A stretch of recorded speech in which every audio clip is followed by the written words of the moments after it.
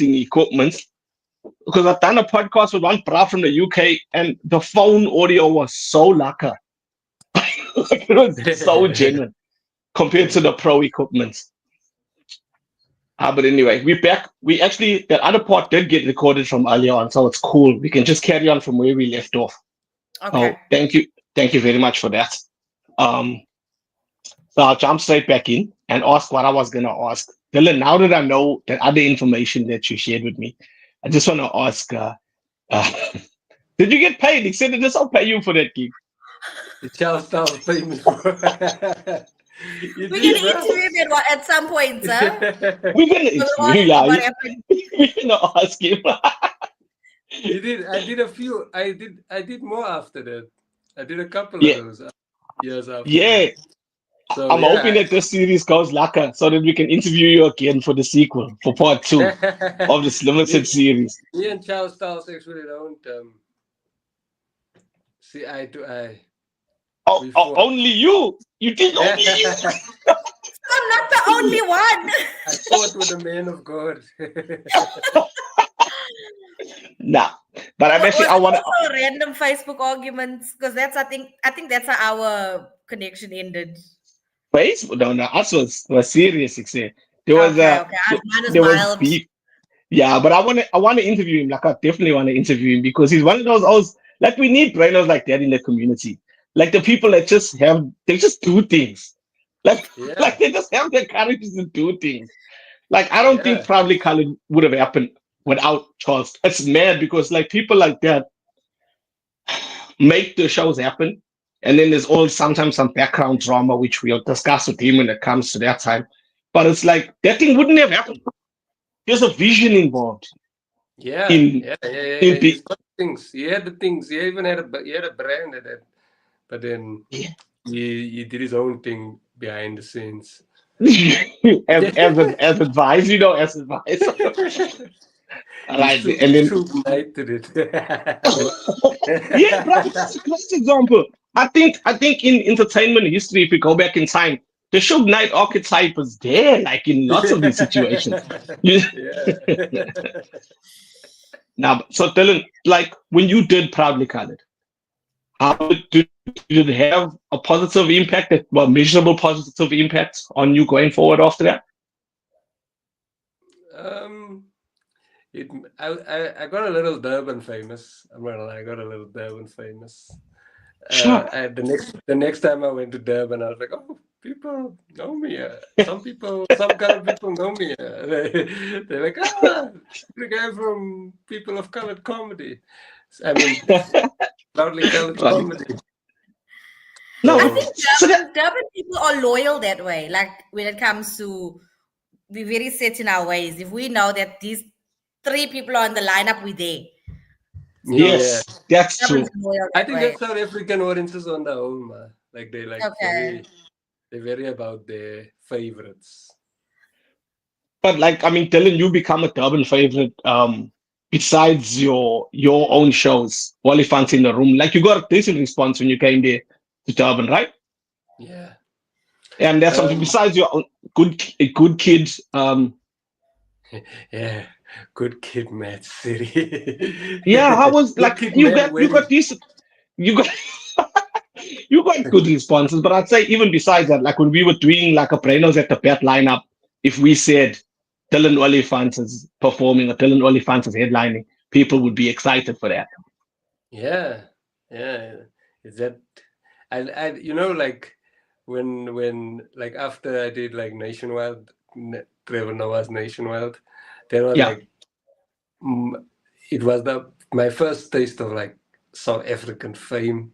Like sure, wherever I went, like people knew me. It was crazy. Like the next day, not even that thing came out, and the next day I was getting stopped. It wasn't even a slow rise. Like I was like, how many people watch this thing? I remember yeah, because Nationwide was piggybacking on the Daywalker, and that was kind of the advent of online comedy. In that time, TV and DVD was online comedy.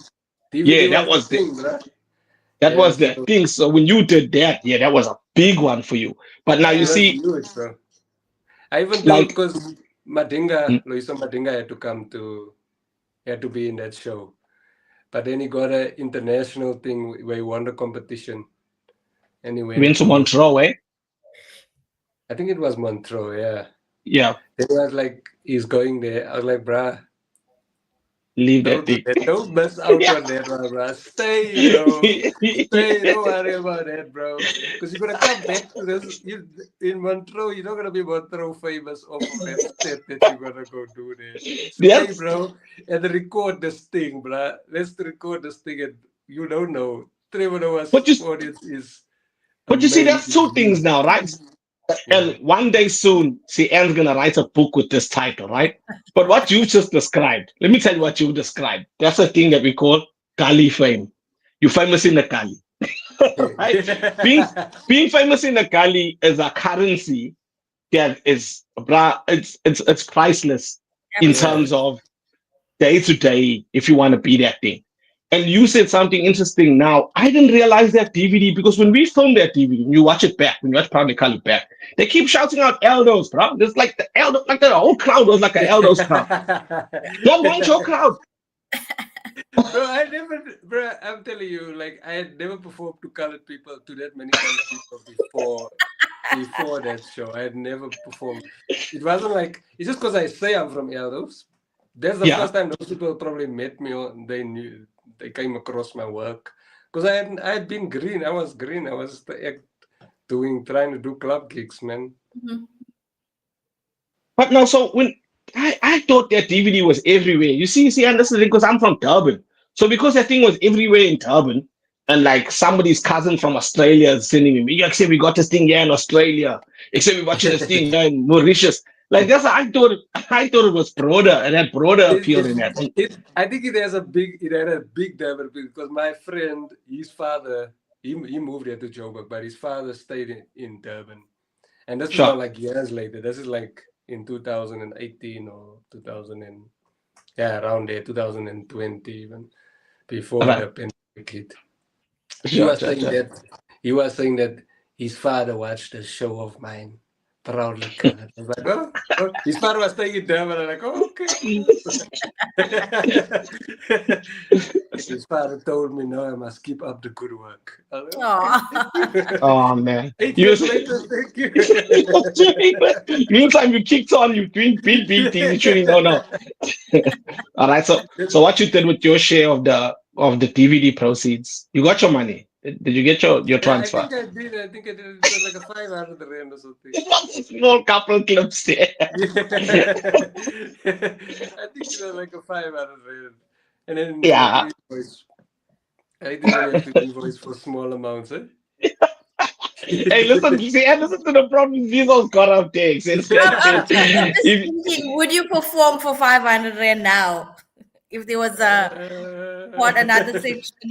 DVD recording. For a DVD? Oh, hell no. Just for old time's sake.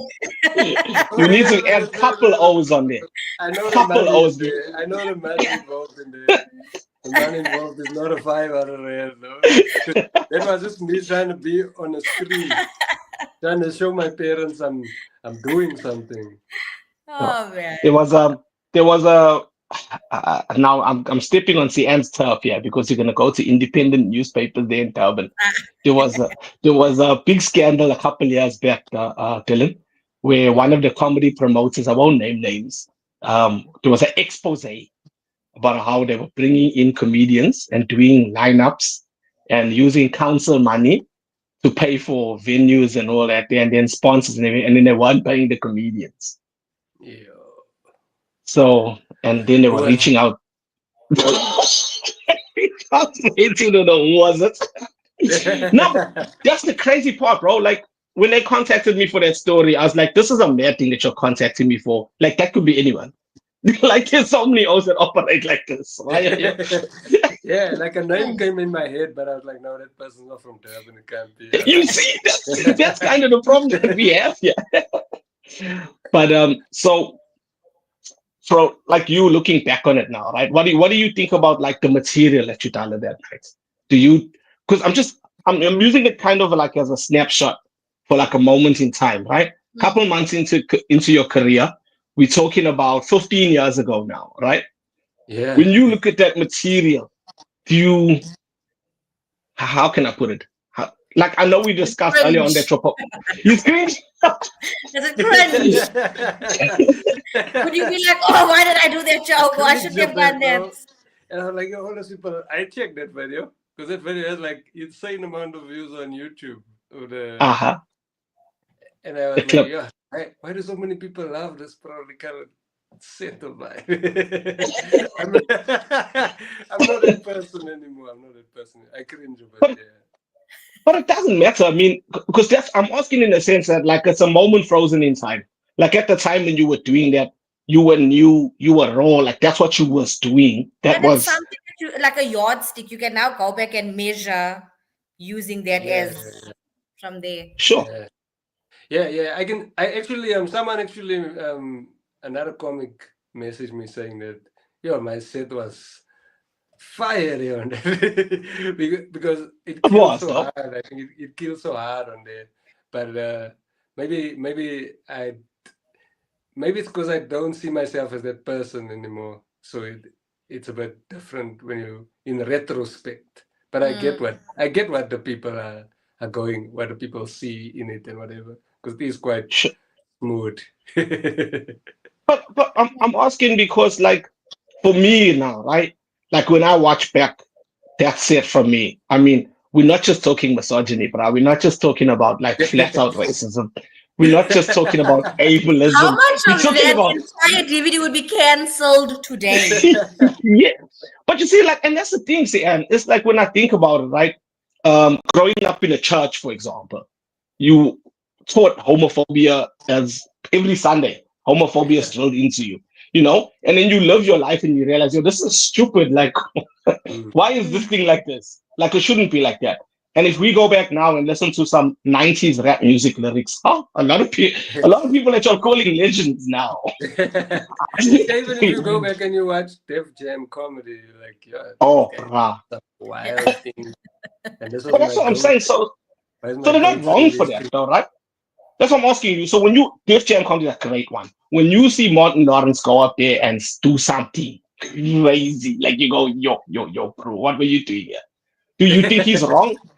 Do you think he's No, I wrong for think that? I look at it because I look at it as this is just a product of that time, man. Sure. I think maybe 10 years from now I'm gonna look back at my set now and be like, how did I say that even?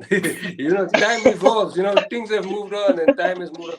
I think it's But actually that's quite good. cool and I think it's quite I cool think that you that's can good. look back and be like, I've life has moved on and I have moved on with life. Because I don't want to be 100%. looking away. That's the most fun thing. Because if you look back and be like, that was my best work, or I stand on those same beliefs, or I'm that same person I was 15 years ago, Yes. then who's the problem now?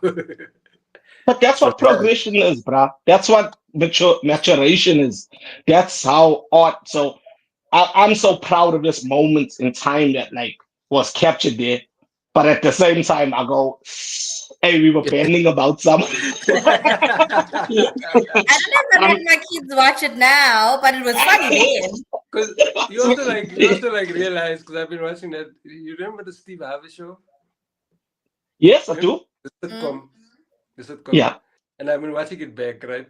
And some of the things Steve Harvey says in there, like, this is wild. This is Wild. some crazy thing, bro. But I laugh for that. Even when I'm laughing for like, this is that time. This is So in other words, if you comedy from then, the film and publication board would be like, Big on this. Big intersection. Comedy had every ism. It had every ism at that time. But I that's what I'm saying. I still think it's good, as you said, as a marker for us to show how much the culture's moved on from there, but also to also celebrate that. But we were finding ourselves, we were new people, some of us, that was your first time performing in front of so many brainos. Never mind. What was that like? Like I want to know, what was that like when you get on stage? You're like, there's a lot of colored people here. I'm sure but it's the same. or is the comedy the same, Or do you like align it to your audience or? I usually just do the same. Even then, I was just doing the same set I would do at at wherever, Parkers but or whatever. at Parkers or whatever. But when I did perform for Proudly Colored, it did feel like a different laugh. It felt like a laugh coming from a loved experience, and not just a. It's not. So it was a trauma laugh. Yeah. When I do like those Vanet gigs, and I watch those Vanet comics go on, and I see them completely murder. They murdering like crazy. I'm like, I can never do that because I'm not rich. I would never reach them on that level. Yeah. Yes, in that room. That's But like when you come out in a proudly. when you come out in a Proudly Colored room and you say, "Hey, I put my CV in the bin," and then next thing, pick it up, phone me for a job. It's like you don't have to explain what pick it up is. Like the rest of, bro. No, yeah, they know exactly what I'm honing in on, bro. They like so it felt like a home. Like I that's why me and Calvin started doing People of Colored comedy. Where we just do colored comics. So because it's nice performing to colored audiences, man. People don't. It's very nice. More importantly, we need things like this to be happening. Like I know for a good long time in Durban, now just speaking from a Durban perspective, right? Reynolds at the Back was running for a long time, and now it's kind of like not happening with the same kind of regularity that it once did. Proudly Colored, this imprint that we started with this Mad Old Charles, as you said, it did a good few, bro. Moved to Lyric Theatre. Then me and Joey Rasdin also did another one at Lyric Theatre. There was another one also like a colored thing, and now you're doing People of Colored comedy. I think stuff like this is incredibly important for us to continue to put down markers as we go along. Yeah, just like what the people in Oranje are doing. Holding on to our tradition and culture. Yes, it's the comedy Oranje. It's the comedy Oranje. No, but was on a lighter note, I'm gonna talk about my trauma with Gino when I interviewed Gino for this. When Anne and I managed to corner that out. But did you know that night, did you have to pay for your own transport from Eldos to Victory Park? But it's just Gino got flown in. Gino came in on SA Airways. First class. They put him up in the Marriott. My man was staying in the Marriott for 2 nights. So they were gigs, the lineup. Yeah, and did you keep your shots? Did you keep your shots at the venue? We filmed over 2 nights. Do you remember that? Yeah. And then the one night they were filming like more crowd reaction, and the lady took my shirt from me when I was leaving. She said, "Now we need to keep this shirt so you can wear the same shirt the next day." I think that was the same for me also. Yeah, it was the same for me also. Did you know, since this is the first episode, I don't know if we'll even put a chronological order, but I'll just say this is the first recording we tried of this. And did you know that those that shot that video that night, did you know that they used to shoot pornography? Yeah. You did? So your angles were on point. That explains a lot. Come and tell you how I found out, bro. So Charles Townsend told me I could buy DVDs on cost price. And then like boxes. Sell them for myself. I was like, oh, okay, cool. I'll buy like 100 and try and sell here in Eldos. Then I was like, no, I can just go pick it up. When I went there, it was just porn. Porn everywhere, bro. Porn everywhere. What do you guys? It was a factory of porn.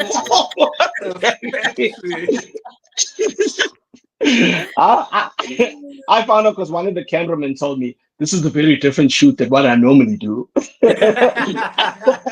That's you're all fully clothed. Oh, it's the end. And so did you know? Because I also have to throw my story in here a little bit because no one's going to interview me unless the end's going to interview me at the end, right? But Do you remember what happened with Richie Philander? He was the MC. And then he resigned. He resigned 'cause he- during the show. At the end of the first half, You he started resigned. MC halfway. Yeah, halfway through Why? I don't know.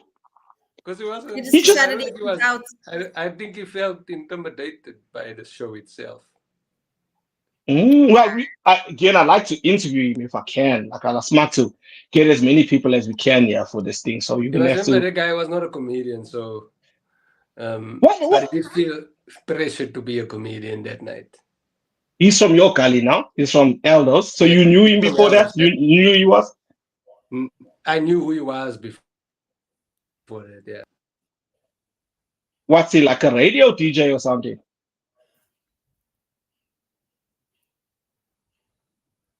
Oh, it's not Hey. Dylan stuck.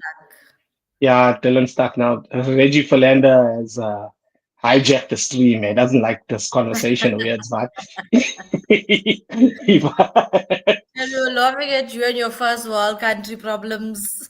yeah, I don't know what's fine on here, but I'm, you know, And like, but we'll Vodacom see. held us today.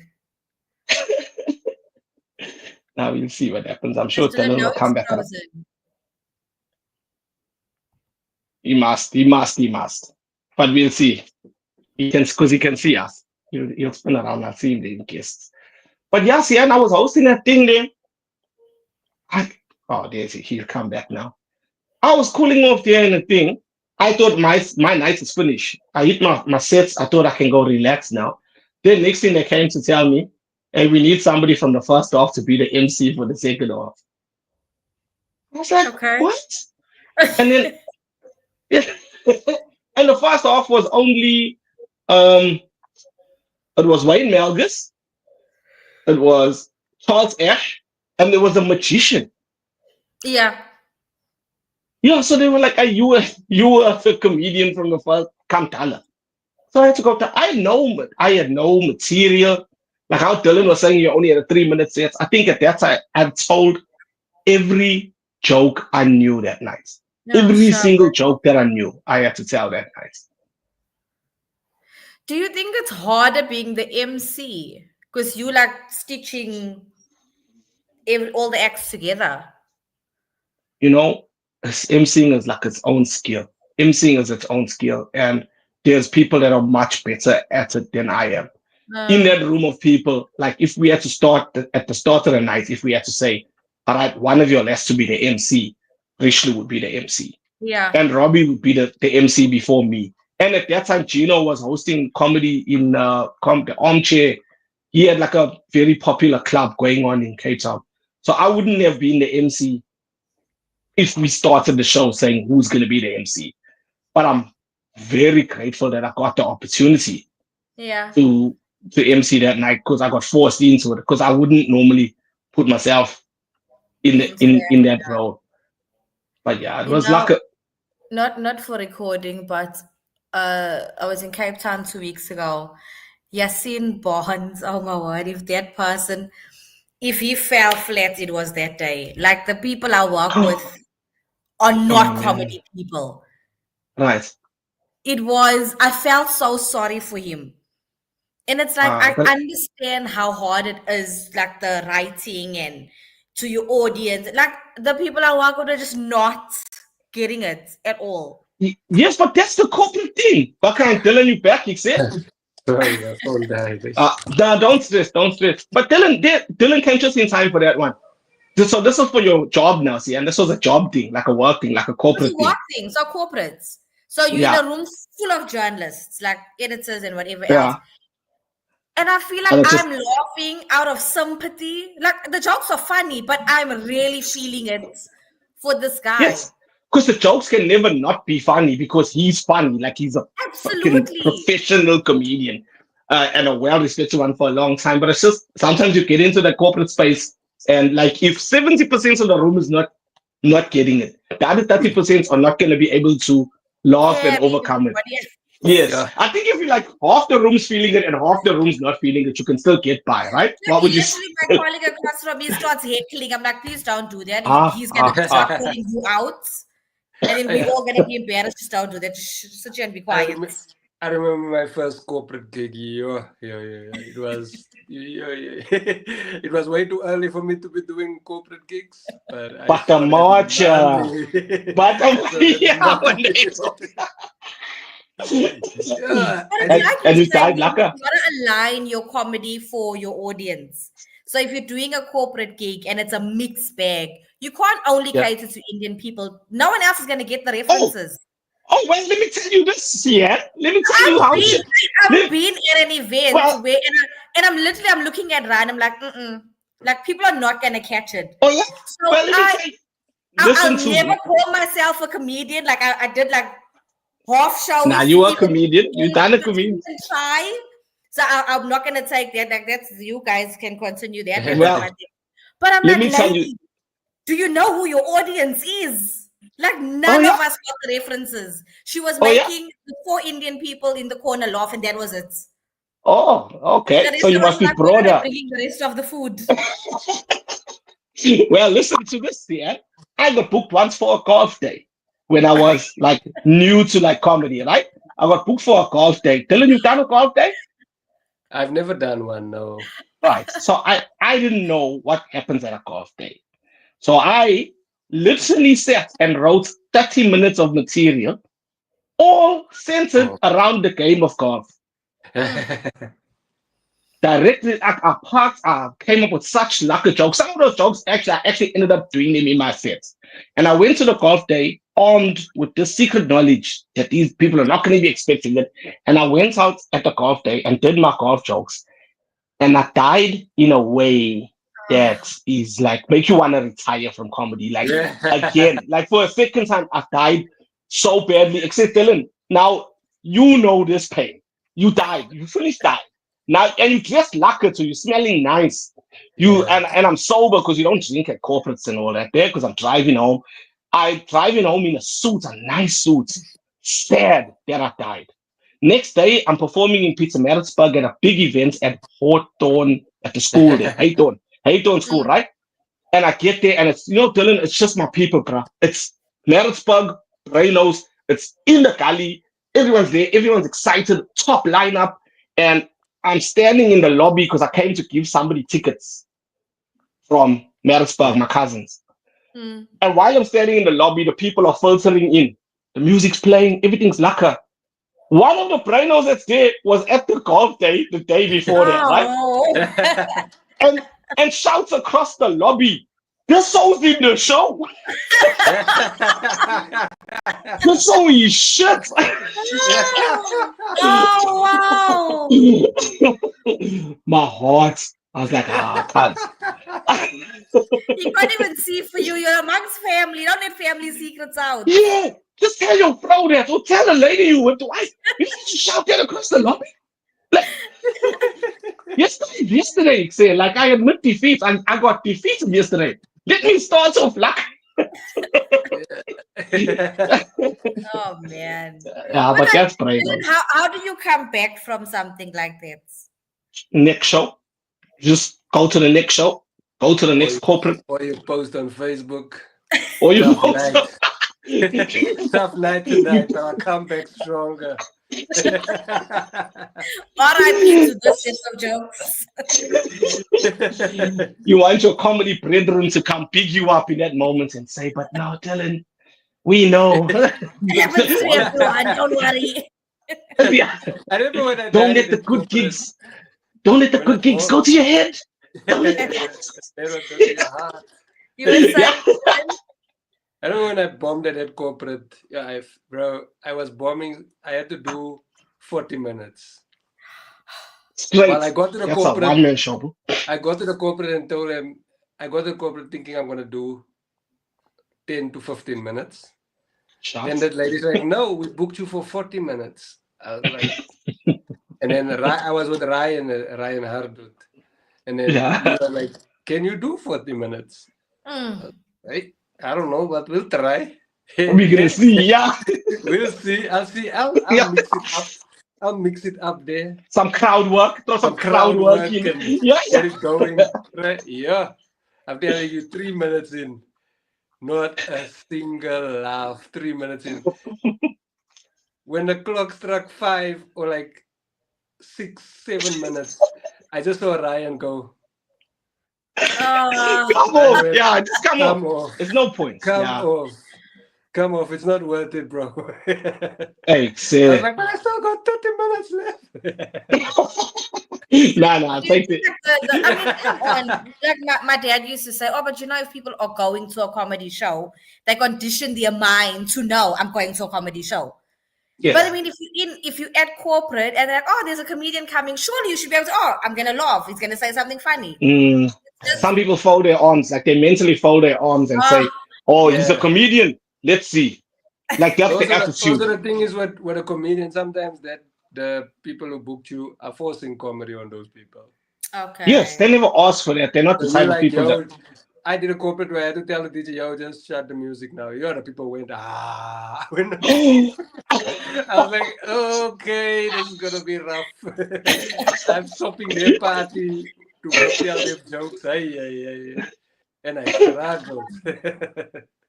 But I I'm kill about to it say, all corporate now, just in case the corporate is listening. just in case any corporate clients are listening. Corporates I are have good listening. food from that. They've grown. I'm a guaranteed bag of laughs or corporates. Yeah.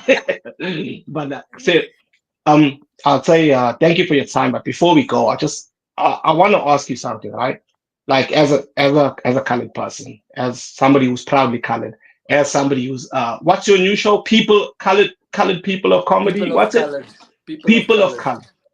As a people of colored ambassador, how in closing, like this moment here, when you got to represent, not when you got to look for representation, for a chance when you were the ambassador and you were the representative, how much did that mean to you then?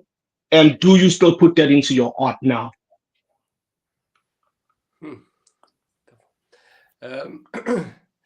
I definitely do put my colorism into my art. Sure. Maybe I'm a bit more. I think maybe I'm a bit more subtle now in terms of. I feel like people Ah. already know I'm colored, so I don't have to go on stage. I'm colored. Anyway, they're like, no, that's who I am, and but I do feel like we do the colored comedy spaces. We take people of color. We've been trying to take it to all colored places, not just do it in like a nice theater. We did Ennerdale just this year, actually, just this past March. Sure. We did Ennerdale. Thank you, Ennerdale, for not coming. Wow. Shots fired in a day. Yeah. Nah. A few of them came. Thank you for the 80 people that came. So that's plenty, bro. Yeah. See how you're spoiled. See how you're spoiled. In our days, 80 was a span. A good Last turnout. time Yeah. when we do the show, when we did People of Color at the theater there, we filled it out. We've been filling it out every year at like 1,000 people a show. No, that's mad. See.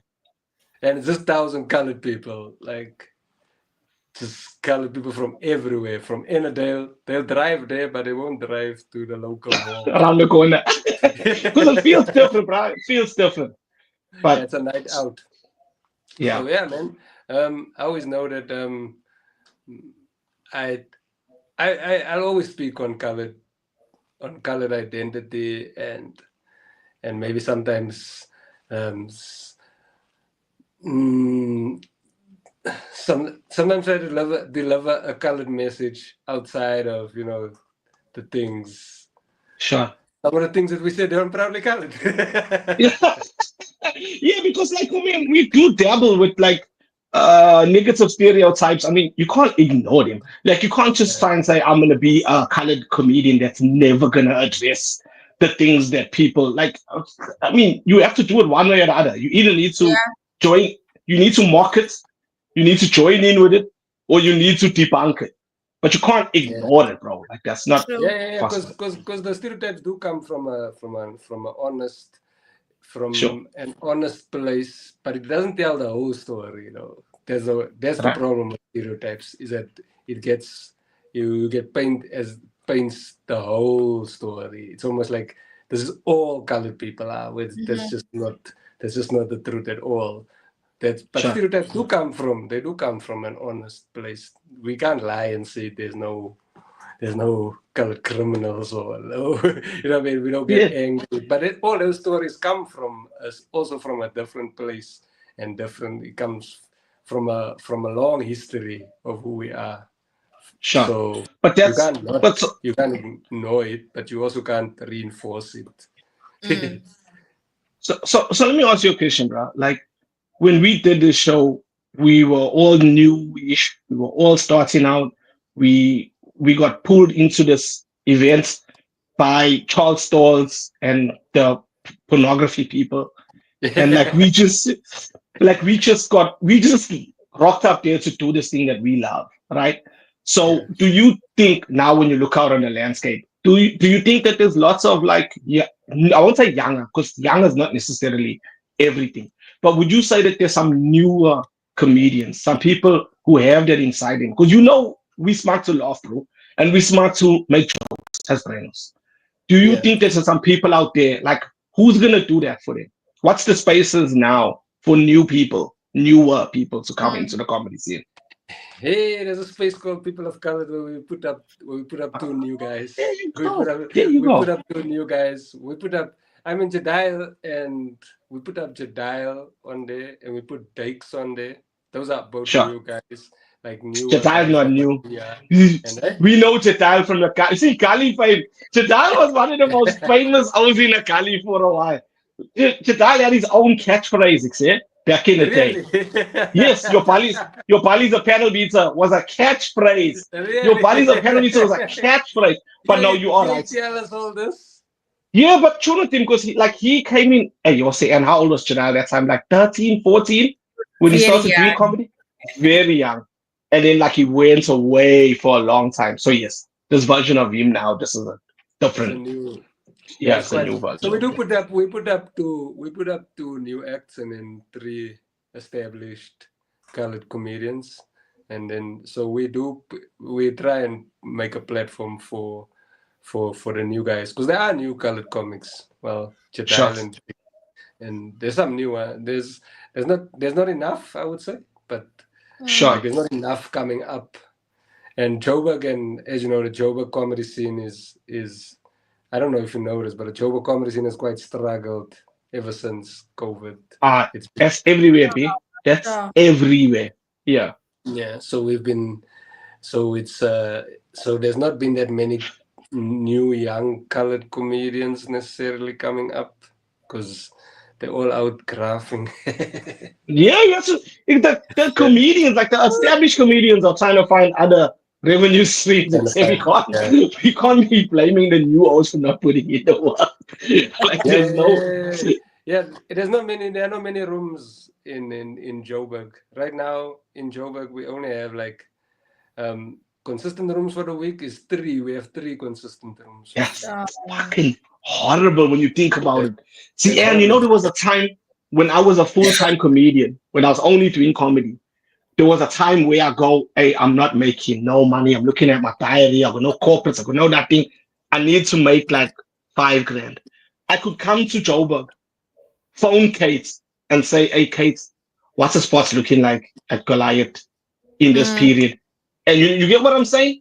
And then come there and say, Nicholas, what's the story? And you could make a couple grand just off club gigs. Just on a Tuesday to Sunday run. Life is different now. Is the new guys all are starting their own rooms, and when new guys start their own rooms, how the rooms are. You wanna just get together and start one? Why are you starting individual? But that's the thing, we have more rooms, though. We do need more rooms, but then also that's this conversation that we're having now, based on the show that based on this whole thing around Proudly Colored. Everybody that got together on that stage that night, outside of the magician who I don't see, we formed like a brotherhood. There's something about like brainers coming together that makes things. So I agree with it. Like, yes, start your own rooms and do your own thing, but like spaces like what was it? Our Wednesdays was that the one? Except like the way Rich. Right away, Vishnu used to talk about that thing is like you say you have to come do this, and it's because of the other comedians that you're gonna see there, you know. And I never did Parker so much, but like I did the Box a couple of times. I did Collide Comedy Club was like my favorite comedy club in the world, you know. And it was because of who you're gonna see there, and to be around your people, you know, to be around your people as performers. Collide Comedy Club is where I shot my first comedy special. Look at that success. And then it closed down. And then I shot my second one at Melbourne Comedy Club, and then it closed. And then that closed down. Oh. Starting to notice pattern here. But people of colored comedy. Now people of colored comedy is gonna take it out there. Keep doing your thing. You say I'm gonna keep watching the imprints and what it does. I need you to take it to like the ancestral home of colored people, because I haven't seen a Secunda show yet. Why haven't you been to Secunda? We have done Secunda. Oh, you have, huh? But our problem we did Secunda was it was the long weekend. And shit. Bro, you left home, bro. Yeah, exactly. What you talking about? What you trying to get? When the shuttle is starting, that's when you hit Secunda. You wait for the shuttle to start. Yeah, Secunda, Coxton. I want to see those places. You say I want to see you go there. We're gonna do that. No, but and I'm waiting for my invites. I'll let you know when I'm gonna be around that side. Come on, they say you're a big operation. They say pay for O's plane tickets. I'll come. I'll come through. He said just 3 days. But yeah, thank you so much, for agreeing to this today. More than that, thank you. From that was the first time I met you in my life, when we did that Proudly Colored comedy show. And ever since then, you've always been for a jokey conversation, a serious conversation, inspirational conversation. You wear many hats in Praskap. You're one of those O's that I like that. You can switch gears anytime, and bro. take that positive energy to the people, Thanks so much. Thank you, brother. Thank you. Appreciate it. Cool, man. All right, that's that. CM, come with the thoughts, the closing thoughts. That we're going to wait for you to pen that the script there for the end. I'm going to write a small intro. Interesting, just to listen and just to get a feel of where everyone is, what's going on, to understand the history, as well as like how long your relationship goes back. That's interesting for me. So, no, 100%. As I said, you need to put these thoughts together in like a book.